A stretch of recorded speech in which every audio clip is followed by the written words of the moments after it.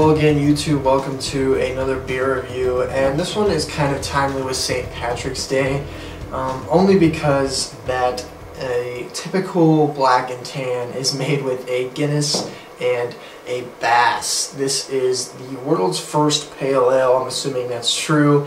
It is Bass, and I have never had this beer before, but I know that you make a black and tan with a Guinness and a Bass. I've made them with a Guinness and Harp. I've never made them with Guinness and Bass. So I figured I'd go ahead and review this beer before I get into the black and tan and see what this beer kind of tastes like before I mix the two together and see what I got from a Guinness and Bass. So St. Patty's Day coming up. Got my shirt on. It should be a good weekend. But let's get into Bass and see what we got.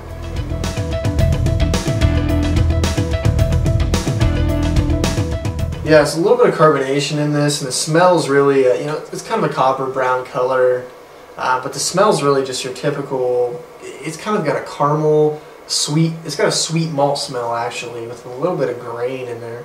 Yeah, I'm not getting a lot of hops in this at all. It's just a sweet malt smell. Yeah, maybe, no hops at all really, just definitely just a sweet malt smelling beer.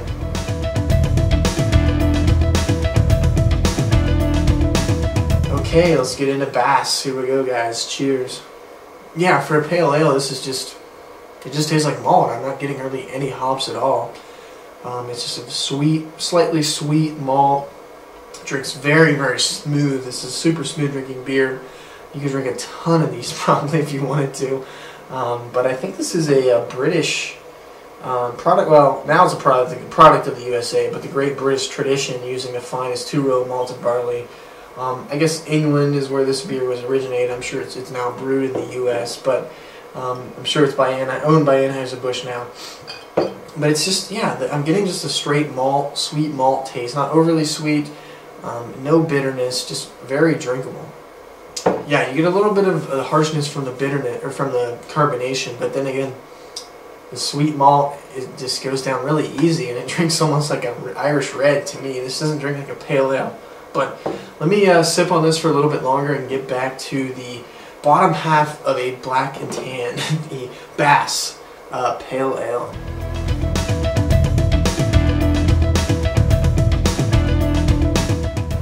Welcome back to my beer review of Bass Ale. It's a pale ale, the world's first pale ale. Really pretty well known beer, I think.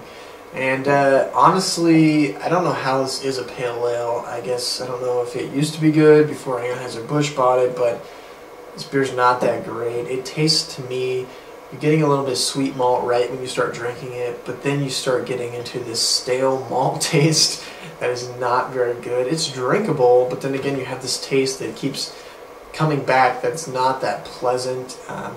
And for this one, I'm very, I was kind of hoping for a little bit more, being not imported anymore, but being a pale ale. I was just hoping for it to be something at least decent or drinkable, and it's just really not. Yeah, this one, I'm gonna have to go with a D- on this beer. I think it's the first D- I've ever gave. But you'll actually see a new rating scale coming up, guys. Once I once I post some of my old reviews, I'll start with a new review system.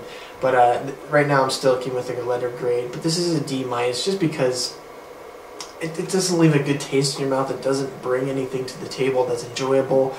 It's drinkable, but that's about it. The smell's not good. The taste is not good.